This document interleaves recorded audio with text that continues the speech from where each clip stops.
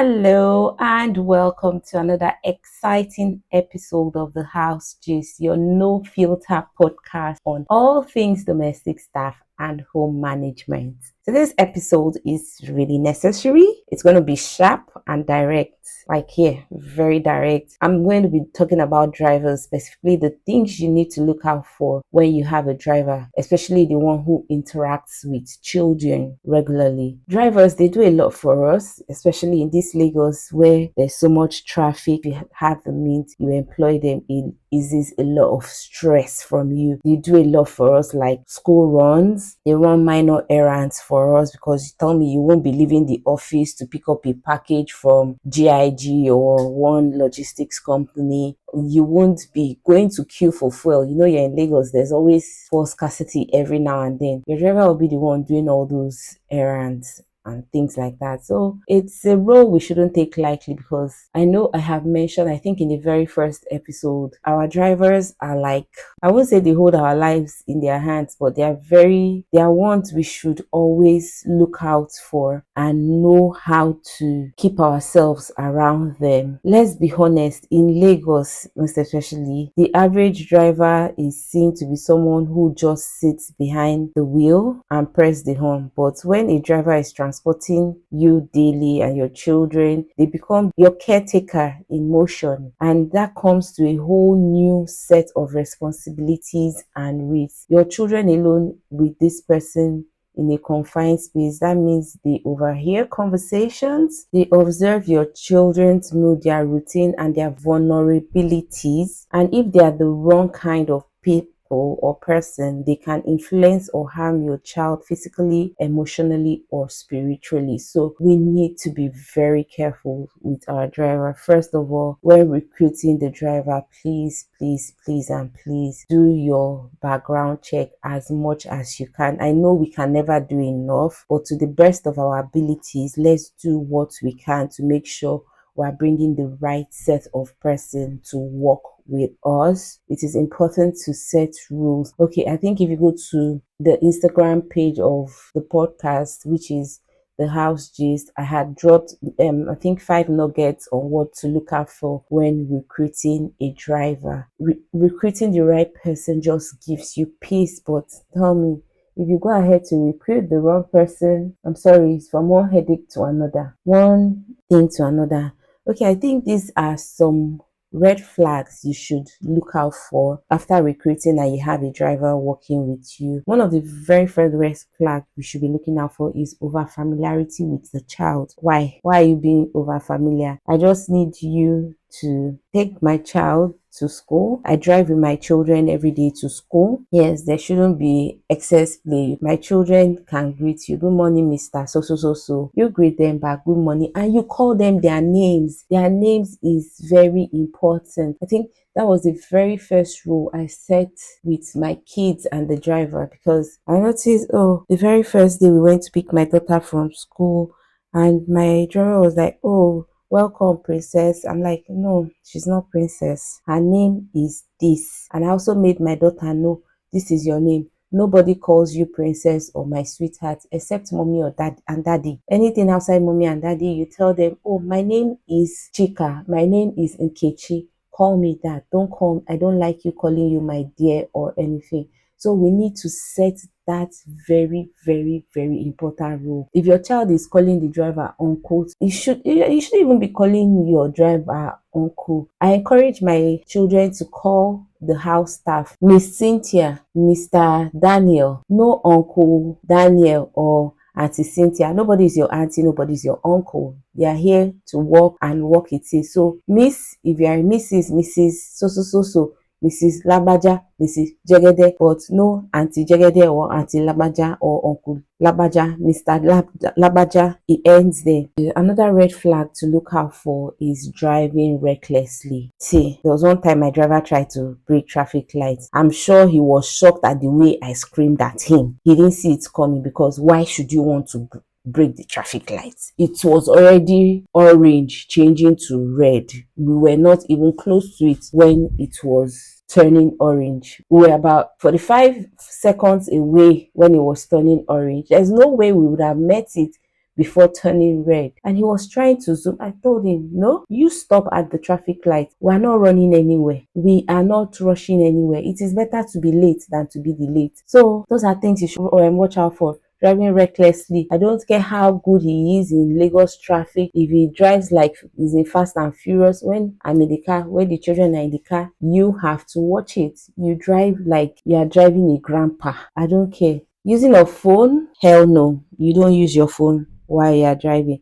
Anybody that is calling you, you can always return their call later. If you are using Google Map, I prefer using Google Map on my own phone while he drives, and I connect it to the sound system of the car, so that way he's being directed. I don't want to hear him, oh ma, I was looking at Google Map. Another red flag to look out for, especially with a driver working with children, is talking inappropriately or asking personal questions from the children. That's a big red flag. Why do you want to know about their personal life? How does it concern you? You are not their family member. You are just a staff working in the house. So mind your business. Yeah, another thing drivers tend to do is show a sign of entitlement. A driver who acts like he owns the car or gets irritated when you give corrections, that energy can easily translate into disrespect or neglect when you are not there. You'll be forming you are the boss. I've heard some people say that their driver give them attitude, especially when it comes to female bosses, that male drivers always tend to give attitude. Like, I am paying you. Why should you be acting funny or funky? Your monthly salary is on me, so why should you be acting funky towards me or giving me an attitude or feeling too comfortable and things like that? And one thing I know is that a lot of these drivers, they feel very comfortable with your car, especially when they go to the mechanic or some far distance errand. Many of them tend to like pick passengers on the road. Yeah, pick passengers on the road, and they don't bloody care. So I was once gisting with my friend, and she was like, oh, my driver went to the mechanic and he's been there the whole day. So she was like, oh, let me even see what is happening. She called the mechanic, and the mechanic was like, no, your driver left here since I think 2 o'clock in the afternoon, and this was already like 6 p.m. She called the driver. The driver was like, oh, I'm just leaving the mechanic's place now. The mechanic just finished the car. You didn't even reach 5 minutes. My friend was like, okay. She was just waiting for him, that okay, when Mr. Labaja comes back, I will just collect my key from him and we move on. Only for Mr. Labaja to come back, and what did she see on her steering? Someone had used I don't even know, don't know if the steering was dirty, but in the middle where you have the car brand on it, there was an I love you on the steering, meaning he has used the car to go on his personal runs, or maybe on a date with his girlfriend or something, or probably a girl he was toasting. Like, it did not even just make sense. So, like, those are the red flags you should look out for when you have a driver, especially one walking around kids. I would move on to some safety tips that you should put in mind to protect yourself and your children. Number one, install a dash cam. Like, install one. It just saves you a lot. At least when there's a dash cam, your driver is conscious that, oh, you are watching me. For me, I have one that everyone can see, and there's a secret one in the car. Yes, the driver doesn't know where that one is, so he just knows that there's a dash cam that shows you what is happening outside and what is happening inside, and it's connected, so I can see real time what is happening in the car. This is not being paranoid, it's just about being wise. You don't need to watch every time, but if something happens, you have receipts. You can see what it is. Trust me, you might think, oh, dash cam is really it's not expensive. Just go to likes of AliExpress or Temu. You'll see it for as low as like 14k. Between 14 to 50k, you should get a very good one that records both in and out, and you could always check the data every day. If you want to see what's happening every day, you can see it. I remember this time, I think I had sent my driver to the mechanic, and for some reason some things were not adding up. I noticed the children's car seats were in the boot. Uncle, why are the children's car seats in the boot? Did you carry passengers in my car? It was like, no. He was cleaning the car.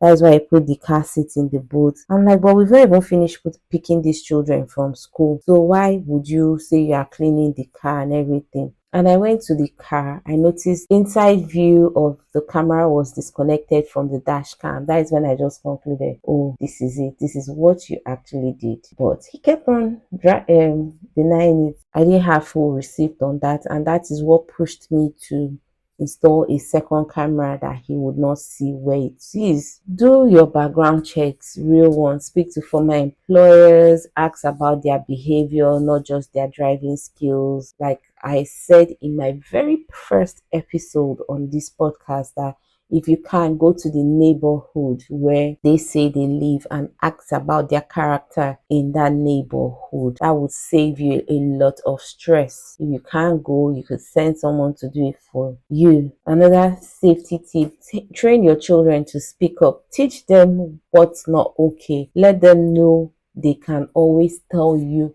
if something feels weird, even if the driver says it's nice. A good example was when I told you about telling my child that everyone should call you your name. Nobody should call you my dear or anything. Set clear rules from day one. No unnecessary stops. No outsiders allowed inside the car.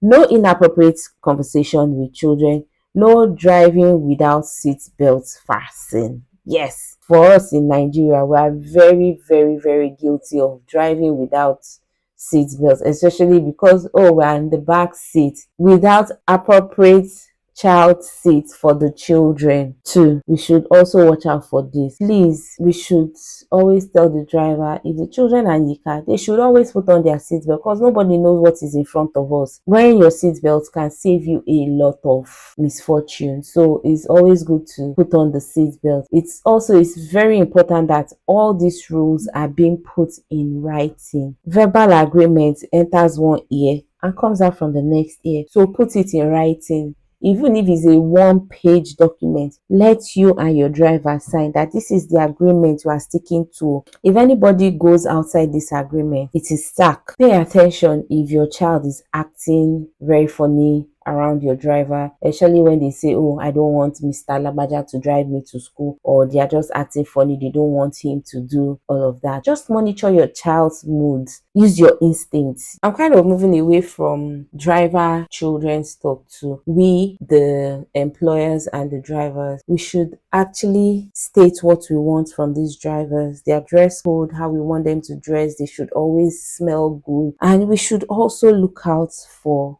red flags when it comes to us, especially with mechanics. Our drivers and our mechanics, they work hand in hand. They are always looking for how to scam us. Then also thefts. These drivers, they tend to steal, especially on days maybe you send them to get fuel or maybe buy something pertaining to the car. They bump up the money. Like, why? For most of us, we are paying them good. They have health insurance covered. You are giving them daily meals. They have accommodation. So why else are you trying to scam your employer? So we should be very attentive when it comes to that part, because these drivers, they tend to just want to scam and do different things. At the end of the day, your driver might not just be the man behind the wheels. He also has your most precious people in his hands, your kids, yourself, your spouse, your parents, your cousins, anyone who is driving. So don't just leave it to chance. Don't just leave, oh, put everything in the hands of God. Don't leave it to chance.